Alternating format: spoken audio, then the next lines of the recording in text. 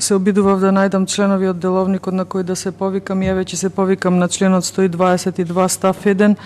и членот 124 став 2, односно која ми е целта, бидејќи тие два члена велат дека во работните тела може да се побараат податоци и информации или да се внесат прашања на предлог на пратеници, па еве бидејќи навистина најактуелна тема е она што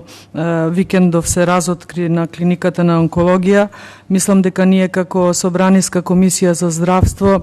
треба да имаме должност, одговорност, обврска да се обидеме на некој начин да ставиме една точка на денешнава седница, на која што ако ништо друго би го произнеселе, се надевам, нашиот заеднички став, за да како Собраниска комисија за здравство не дозволиме нечија чест да биде извалкана, но исто така и да не дозволиме односно да се согласиме дека она што се случува таму е страшно, па еве апсолутно не би сакала повеќе да навлегувам во оваа тема, но да не ни се повтори да останеме неми како што останавме кога ни хараше ковидот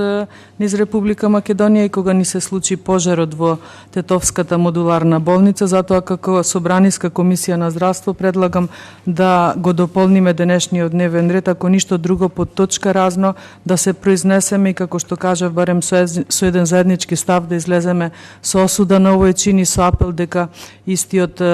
точно е дека треба да се препушти на институциите, но како што кажав, не цела клиника за онкологија била така морбидна и монструозна, да